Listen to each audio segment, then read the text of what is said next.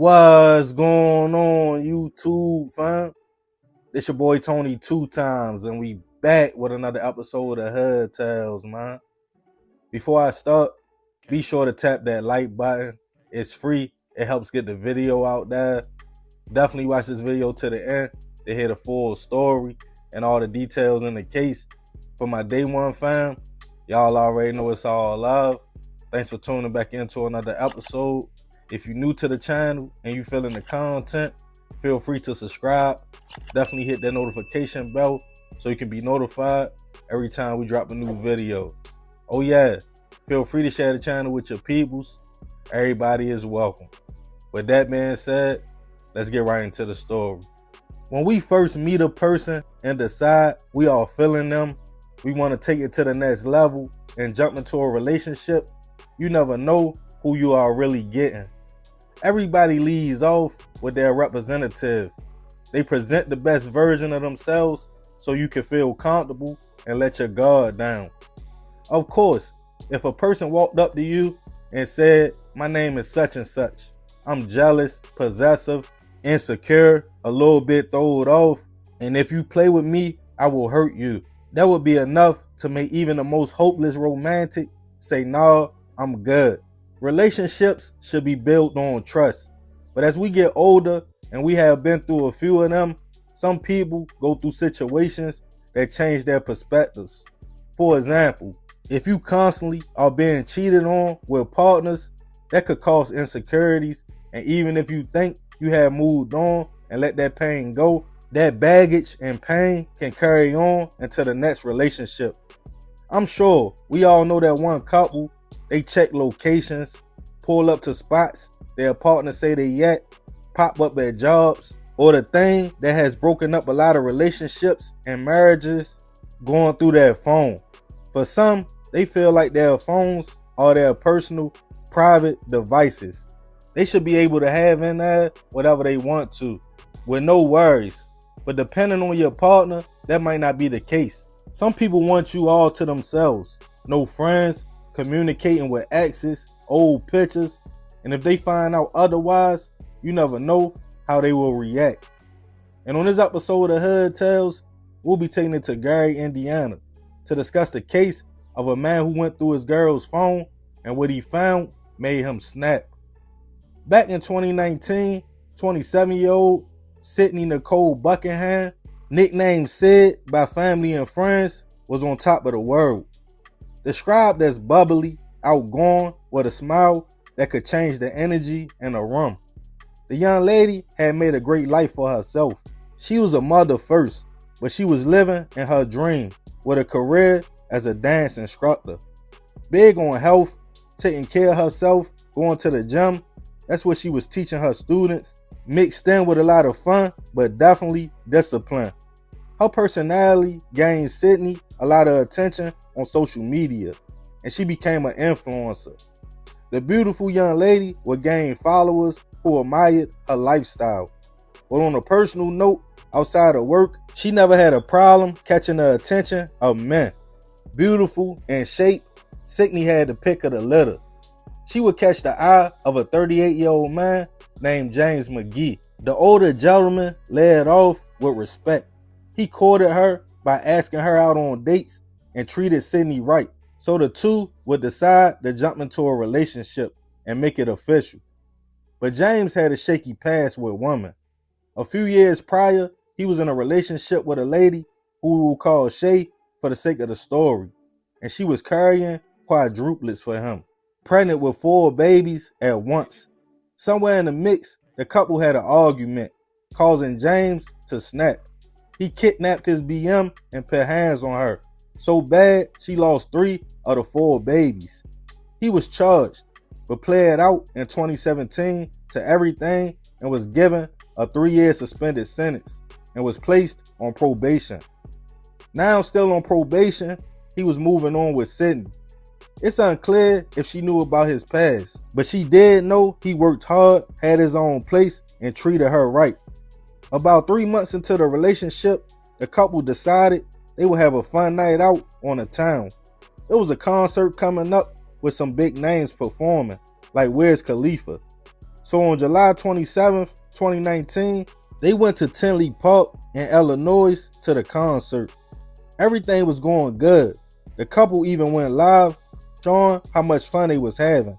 And after that, they headed back to James' apartment in Gary. But that was the last time Sydney was seen, and the last social media post she would ever make. Family and friends quickly noticed something wasn't right. She would never leave her kids unattended and not show up for work.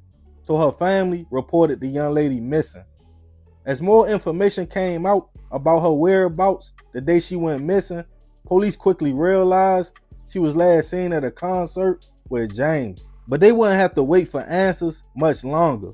One of his homeboys walked into the station. He had a guilty conscience. He stated the night of the concert, James called him and said, "Bro, I messed up again. Bad this time. I need your help." He asked, like, "What's wrong, bro?" And he claimed James told him, "I'm about to take myself out. I put hands on my girl and it's bad. She not breathing or moving." And sent his homie a picture of Sydney laying in the bed. For whatever reason, his friend decided to go over and help James out. That's when he noticed James had put Sydney in a suitcase and was cleaning the apartment. James told him they had went to the concert. They were both tipsy and Sydney went in the room to lay down. James noticed a number had called her phone. It caught his attention. He opened her phone and went through it.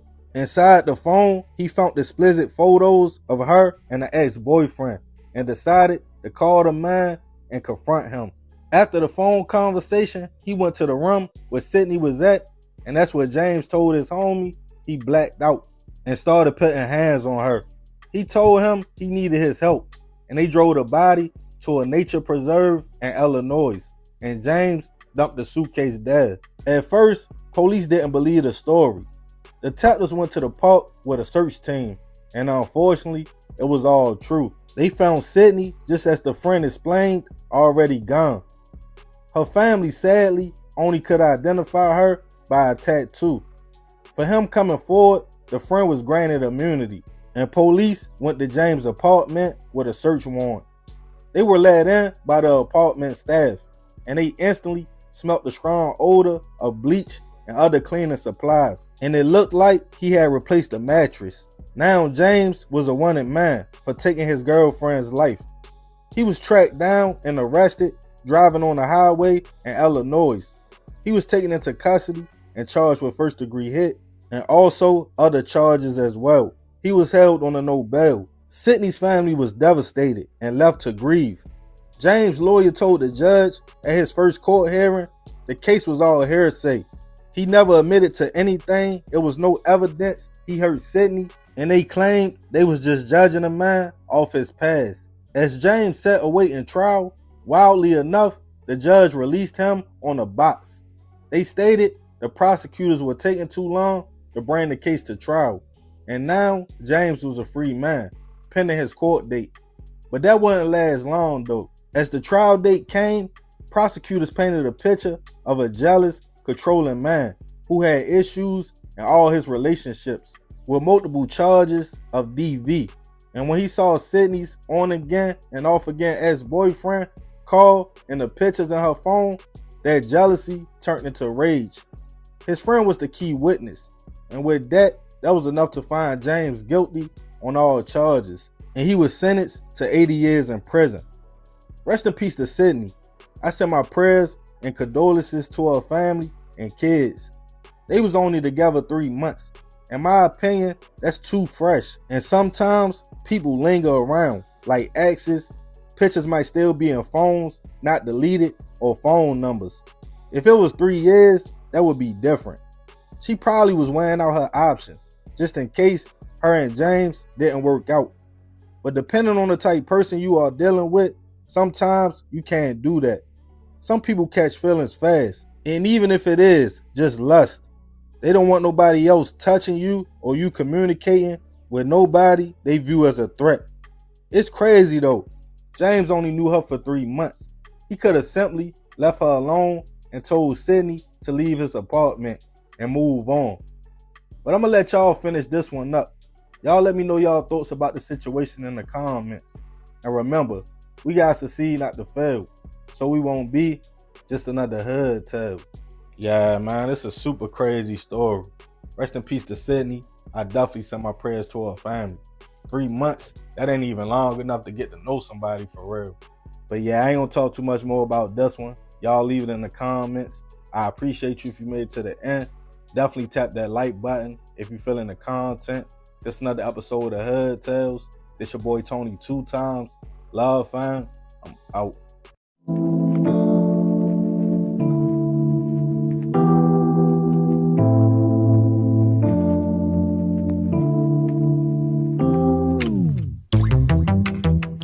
What's going on, YouTube, fam?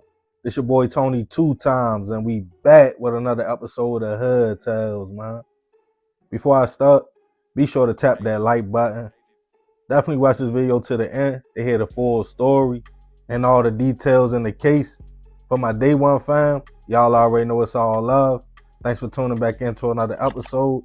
If you're new to the channel and you feeling the content, feel free to subscribe. Definitely hit that notification bell so you can be notified every time we drop a new video. Oh yeah, feel free to share the channel and the content with your peoples. Everybody is welcome. With that being said, let's get right into the story. When most people decide after a long week to go out to the club or a lounge, it's usually to relax and blow off some steam. Depending on what type of time you are on and whatever your vice is, relaxing could involve different things. For some, it might consist of having a few drinks, dancing. Some people like to just vibe and listen to the music. But for a lot of individuals, especially if they are single and ready to mingle, they are hoping to maybe find a friend or to catch the attention of the opposite sex. That's why for women, they throw on their best, get their hair done, makeup done, find a dress or outfit to complement their shape. And for men, it's the same. A nice fit, haircut, shave, cologne to make sure you are feeling good about yourself. If you have ever found yourself out with friends and you see something decent and approach, as a man, we already know. If she is with her homegirls, you gotta come correct. Be respectful, a gentleman. Make it seem like you are just trying to chop it up and get to know her. Because with women, for most, when they go out together, the girl code is in full effect. They watch each other's backs, watch each other's drinks, and they will not dare let their homegirl leave with a man they just met. But for men, it's a little different. If a female approaches you, your homie will cheer you on and be like, yeah, bro, you got one. Hop on that. And if she wants to leave the club with you, of course, we will definitely encourage that. And even think to ourselves like, dang, bro, lucky. He found one about her business. But depending on the woman, being about her business could mean many things. And on this episode of Hood Tales, we'll be taking it to Chicago, Illinois to discuss the case of two women who used their looks to lure and finesse men at clubs. Back in 2020, two Milwaukee women were navigating life and trying to maintain. They were at the time 25-year-old Tiana Trammell and 32-year-old Tawana Rainey. The two friends rotated together on a daily basis and helped each other get through life. Both women had kids. Tiana had one, but she was pregnant again with her second. Tawana also just had one. She had a decent job as a phlebotomist at a Milwaukee hospital. The two women were getting by, but it was a struggle. They often would go out at the end of a long week, and not far from the Windy City, they like to hit Chicago and politic with some of the men in the city who had money. Both decent looking young women, they always drew attention of men, and they flirted with them and bought them drinks, and sometimes even asked the women to leave with them. But it was a method to the friends hanging out and only dealing with certain kind of men. A few months prior, they decided they could use their looks, bait men in, and pull a move for a get-rich-quick scheme that would soon come to the light. Not wanting to risk it in their hometown, they hit the shot where nobody knew them at. Every weekend, they would get dressed, go over, and come back with a lot of money. But they were not escorts. After a few weekends, Chicago police started receiving reports from men stating they think they were drugged and robbed.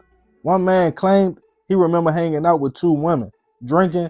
He left the club with them and woke up on the side of the road with his cell phone gone, jewelry, car, and credit cards, stating he blacked out.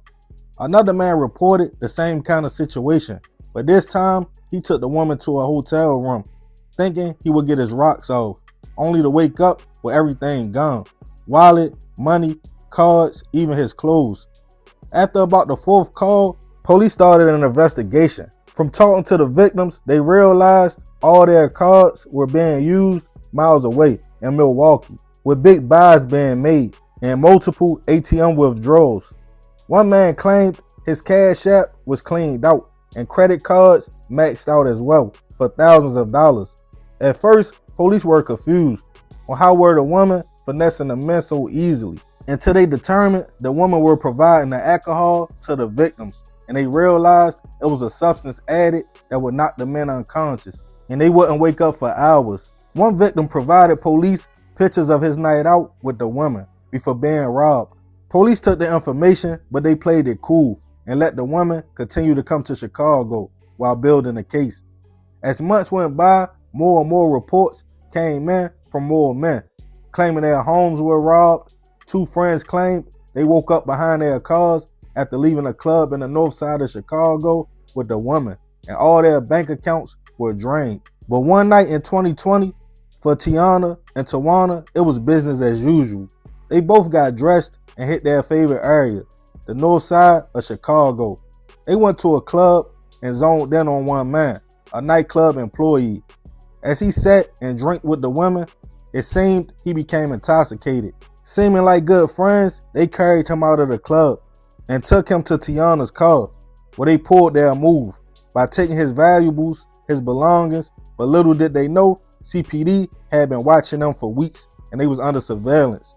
Police pulled right up to catch the woman in the act. Tiana tried to start the car and pull off with the man in the back seat, but police had rigged the vehicle so it wouldn't stop. When they approached the car, the victim was in the back seat, unconscious, barely clothed, pockets inside out. A search of both women revealed a handgun with a beam on it and multiple miniature bottles or shots of alcohol filled to the top, and also vials of another unknown liquid. The women were caught red-handed. They were taken into custody, charged with robbery and multiple other charges. The case was described as an elaborate scheme that also other women in the Milwaukee and Chicago area were being investigated for. They would befriend the men, promise them a good time, drug them, and rob them.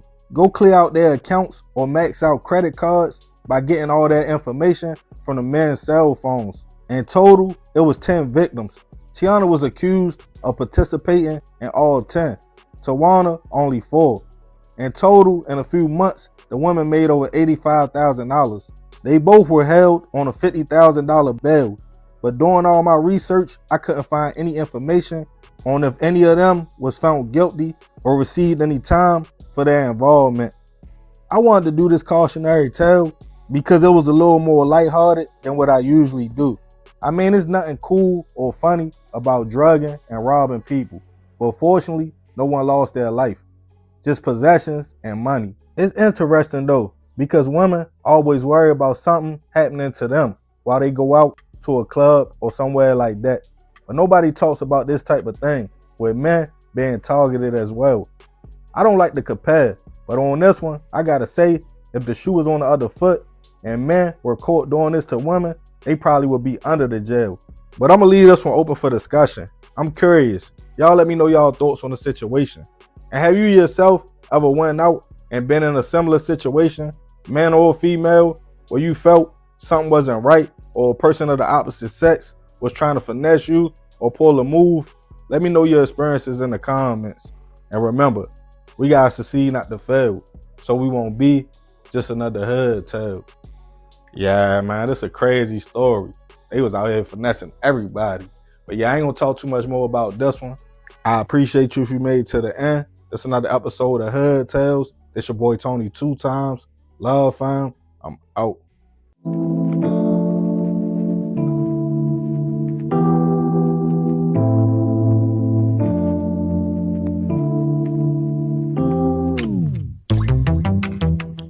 Was was here at this house Sunday for a baby shower, and relatives say trouble started not long after an old friend showed up uninvited. She a friend in the family. They been friends since they was kids, younger. She don't bother nobody. She love her family for sure. I really was friends for real, so I could have just fought. Really like her sister, so I don't even understand what really sparked her to even. Just an argument. It's your girl, Mrs. Tony 2 times, and I'm back with another episode of Hood Tales. In this video, let's take it to the east side of Detroit, Michigan, to discuss the case of a tragedy at a baby shower where a fallout between lifelong friends turned fatal. But before we get into this video, don't forget to subscribe, like, and share. Turn on your notifications so you don't miss any future uploads. Also, this video is sponsored by me, Mrs. Tony 2 times, and my YouTube channel. Make sure you check it out. Look out for the link in the comments. Stay tuned until the end to hear the full story. All right, let's get into it. On Sunday, October 15th, 2023, what should have been a celebration of life turned into an unimaginable tragedy. At a baby shower on Detroit's east side, two lifelong friends met for the last time, but not with hugs or laughter, and two families forever changed. Phoebe Williams, known to loved ones as Phoebe, was 53 years old, a mother, grandmother, sister, auntie, and friend. Her family describes her as a people person, someone who surrounded herself with love. But one person in that circle, her childhood friend, Shawanda Woods, would cross a line no one could have ever imagined. Despite not being invited, Shawanda Woods showed up at the baby shower that Sunday evening. According to those present, tension between the two women had been brewing, and it wasn't just about them. It included Phoebe's son. Witnesses say Shawanda accused Phoebe's son of committing a crime and that she had even reported him to the police just days earlier. What started as a verbal confrontation quickly escalated. Phoebe reportedly struck Shawanda, and another person may have spit on her. Then, in a matter of seconds, Shawanda pulled a weapon and fired a single shot into Phoebe's neck, right there in the kitchen with children and family present.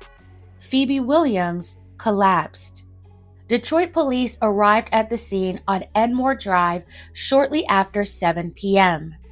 Neighbors also heard the commotion and saw Shawanda run from the house. Phoebe was pronounced gone at the scene. Shawanda, a registered firearm owner, fled the scene but didn't run far. She drove herself to the Detroit Police Department's 9th precinct, just a few miles away. She called ahead to tell them what she had done. What she didn't know was that Phoebe's son, 36-year-old Leandre Love, had followed her. As Shawanda exited her vehicle to turn herself in, Leandre struck her with his car, an act of grief, rage, or revenge. Whatever it was, it left her seriously injured. Shawanda was rushed to the hospital to be treated for her injuries. Leandre was immediately arrested and taken into custody.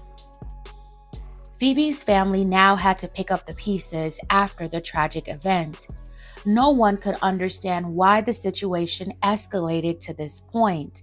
Family members of Phoebe expressed that her and Shawanda were friends for too long and could have just fought it out. However, family members of Shawanda believed she acted in self-defense, saying she was trying to leave when the altercation began to escalate.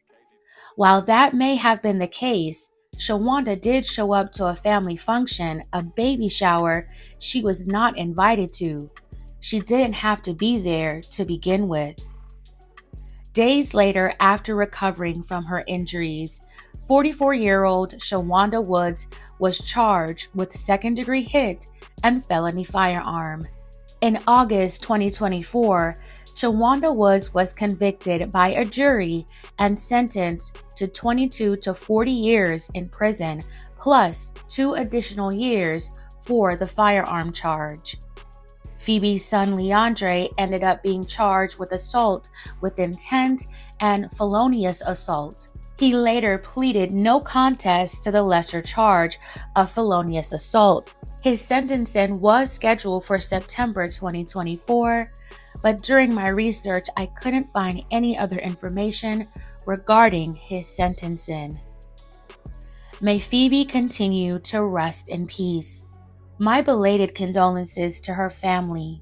Phoebe's family is left with the weight of this unimaginable loss. She was described as someone who was loved by everyone, someone who was remembered for her caring and loving kindness. This is truly a sad situation. A mother, a grandmother, and a friend gone. A former friend sentenced to decades behind bars, and whose family is also impacted by this tragedy. This story didn't happen in a war zone. It didn't happen in a back alley. It happened at a baby shower, a celebration of life that ended with a life gone. We often talk about senseless acts of violence all the time, but when it hits home like this, it raises deeper questions. How did a decades-long friendship end in a fatal shooting? Why wasn't a fight just a fight? Why did Shawanda even show up and armed at a family gathering? In one moment, a conflict became a cascade of consequences. One pulled the trigger, one hit the gas, and now 2 families are torn apart. Phoebe Williams didn't deserve to lose her life that day. Her story is a reminder of how brittle and fragile our connections can be, and how fast everything can fall apart when anger takes over. If you or someone you know is struggling with conflict and anger, walk away, work on yourself before it's too late. Words do hurt, but anger destroys. Fam, I'm gonna leave the rest up to you. What are your thoughts on this story? Did the situation just get out of hand? Do you believe that Shawanda was acting in self-defense? Was Phoebe wrong for putting her hands on her? Let me know what you think in the comments below. Alright fam, that's it for this episode of Hood Tales. Thank you so much for watching. If this story moved you, consider liking and sharing. Subscribe for more stories like this and for the stories behind the headlines, because behind them all are lives forever changed. This is your girl, Mrs. Tony 2 Times. Until next time.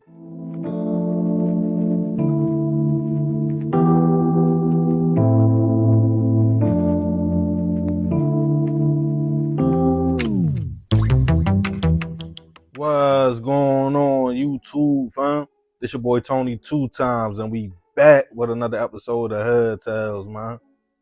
Before I start, be sure to tap that like button. Definitely watch this video to the end to hear the full story and all the details in the case. For the day one, fam, y'all already know it's all love. Thanks for tuning back into another episode. If you're new to the channel and you're feeling the content, feel free to subscribe. Definitely hit that notification bell so you can be notified every time we drop a new video. Oh yeah, feel free to share the channel with your peoples. Everybody is welcome. Before I get into the story, I want to give a special shout out to Mr. Daryl Bird for always supporting the channel and showing love. We definitely appreciate you. Let's get right into the story. In the dating world, it's a group of people that have been having it hard nowadays. People that already have kids by other individuals. Some people out here that's looking for love won't even look that person's way, if that's the case. Even if their co-parenting relationship is good and they let it be known, there's nothing going on, between them and a relationship is over. Some people just respectfully decline because they don't have kids themselves and they want a fresh start with their own before they play stepmother or stepfather. Then you have people that feel like no matter what an individual says, it will always be some kind of drama in the mix between a baby father and baby mother. But on the flip side of that, it's people out there that's up for the challenge. They don't mind dating someone with kids. They step in, and in some cases, they play their position. They show respect for the other parent, and they understand the child is not theirs, and that their partner has to communicate with their other child's parent. But then you have the ones that come in and bring drama themselves. They point out everything they feel like the other party is not doing for the kid. They want to help discipline. I have myself even seen in some cases where a man was able to convince the baby mother to put her baby father on child support so he can control the money, even though the father was present and already supporting the child. But as a parent, you can't back down, no matter how cruddy the other parent is. We want to see our child, but we never really think about a simple visit could possibly bring harm our way. And on this episode of Hood Tales, we'll be taking it to Pittsburgh, PA, to discuss the case of a man who went to pick up his son, but his baby mother's boyfriend had other plans. Back in 2023, 37-year-old Alan Stevens was navigating life in Pittsburgh. He was described as a family man who worked hard and pretty much stayed to himself when he wasn't spending time with his 3 kids. The father of 2 girls and 1 little boy, Alan made sure he was present and active, even though they had different mothers. His son and Junior, with his same name, was 6 years old, and he looked up to his father very much. He would co-parent pretty well with his mother and could come get his son whenever he wanted to. Little man's mother, who we'll call Shelly for the sake of the story, would eventually get into a new relationship with a man much younger than Alan. At the time, 20-year-old Trayvon Taylor. Alan wasn't worried about it though, as him and his son's mother were not together and she often dated other men. He had no problems, but he did want to know who was around his son. He would still come pick him up at Shelly's house, in which she stayed in the East Hills area of the city, but him and Trayvon never really bumped heads. Alan felt as long as he stayed in his lane, everything would be cool. On September 23rd, 2023, early that morning, he called Shelly to inform her he would be coming by to pick up his son. He headed to the home and knocked on the door around 11 a.m. Shelly answered, but for some reason, she had a shotgun in her hand, and Trayvon was also in the home. Alan asked, like, yo, where my son at? As she stated, oh, it's you, and put the gun on the table. She then went upstairs to get their son ready so he can go and spend time with his father. That's when out of nowhere, Trayvon would say something slick out his mouth to Alan, and he responded back. They would go back and forth for a second before a loud bang went off. Local police was called to the scene when they found Alan suffering from a gunshot wound to the chest. He was still alive and rushed to a local hospital in critical condition. When police asked Shelly what happened, she at first told them she opened her door with her gun as she normally did, and she made a mistake and shot her son's father. But police wasn't buying it. They got surveillance video from the cameras in the area and confronted her again.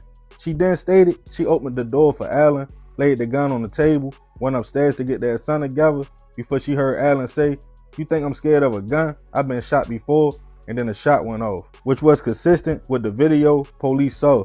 They saw Alan holding his chest after he was shot, walking, then collapsing, and a man running with the shotgun fleeing the scene. Shelly tried to cover for her boyfriend, but security at the complex knew exactly who the young man was, and they gave police the name of Trayvon, who was now wanted for questioning.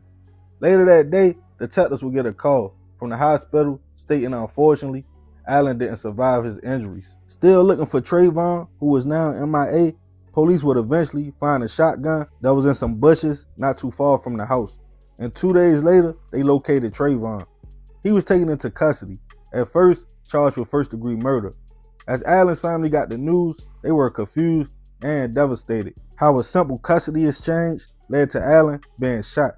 He was only coming to pick up his son. As the case started making its way to court, Trayvon's lawyer painted it as the men were joking around. And being young, Trayvon picked up the gun and pointed it, and that's when it went off. Then he panicked and ran out the house, stating he didn't have a criminal record and was green to any crime and that's why he stashed the gun in the same area and ran. They also pointed to the fact that Shelly at first said she shot her baby father, as Allen's mother spoke out, stating things are not the same without him, saying her son was taken from her and his kids.